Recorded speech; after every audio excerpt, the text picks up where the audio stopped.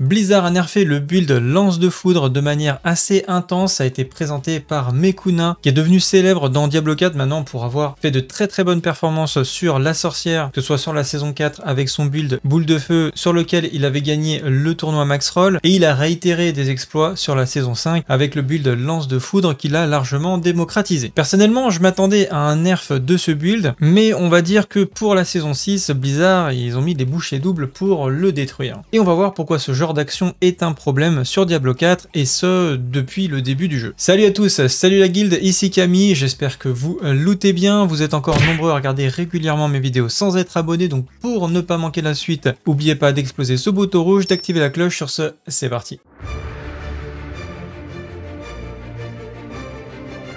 Alors pour commencer, que s'est-il passé avec le build lance de foudre? Eh bien, ils ont fait pas mal de modifications qui fait que le build est tout simplement plus viable. Le premier changement qu'ils ont réalisé, c'est de supprimer le double cast de lance de foudre. Vous savez, vous aviez une trempe qu'on peut mettre sur votre arme et tout simplement ça donnait une chance de pouvoir lancer la lance de foudre 2 fois. On pouvait dépasser les 100%, enfin atteindre les 100% qui était le cap, et donc du coup, à chaque fois que vous lanciez une lance de foudre, enfin vous aviez une incantation de lance de foudre, eh bien elle était doublée. Eh bien cette trempe a été modifiée et remplacée par une autre, ce qui va faire que la Lightning Spear a une probabilité de faire un double dégât. Et là où vous allez me dire, du coup c'est pareil, hein, on fait x2 d'un côté et x2 de l'autre. En fait pas du tout, parce que nous on fait pas les dégâts avec la lance de foudre, on fait les dégâts avec l'aspect d'énergie fracturé, qui fait que quand vous faites un coup critique avec votre lance de foudre, il va y avoir un arc électrique qui va se produire, et c'est là-dessus qu'on fait des dégâts avec le build. Et comme l'aspect va pas du tout augmenter les dégâts de cet aspect, et bien ça fait que comme il n'y a pas de remplacement, on divise par 2 les dégâts qui vont être produits par l'aspect. Ensuite, il y a une modification au niveau de l'objet unique qui permet au build de fonctionner, donc Fractured Winterglass. Et là, ils ont déplacé une ligne, donc qui fait que quand vous invoquez des orbes de givre, qui sont invoqués de manière passive, quand vous allez invoquer des invocations, vos conjurations peuvent lancer des orbes de givre, et vos orbes de givre ont une chance d'invoquer des conjurations. Donc c'est comme ça qu'on avait une mécanique un petit peu qui s'entretenait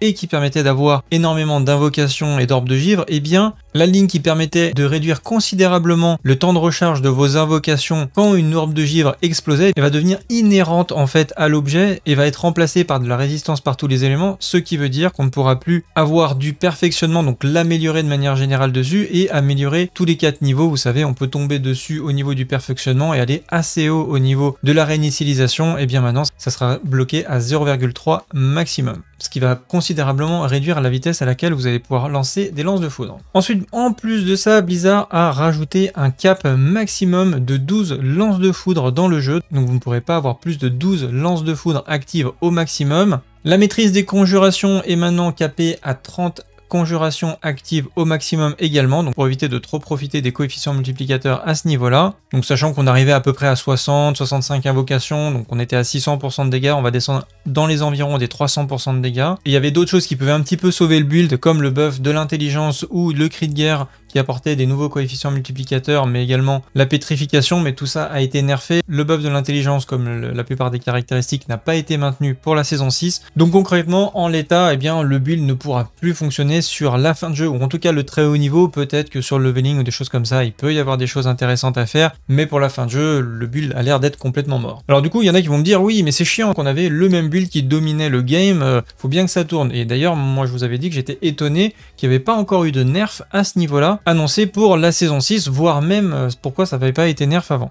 Pour moi, en fait, je comprends qu'il y ait des nerfs, et il faut qu'il y ait des nerfs, mais il faut que ce soit modéré. Là, par exemple, ils auraient tout simplement pu ajuster le nombre total de lances de foudre, donc 12 c'est assez peu, je trouve, sachant qu'on pouvait en avoir jusqu'à 60 comme j'ai dit tout à l'heure, donc peut-être 20, 25, 30...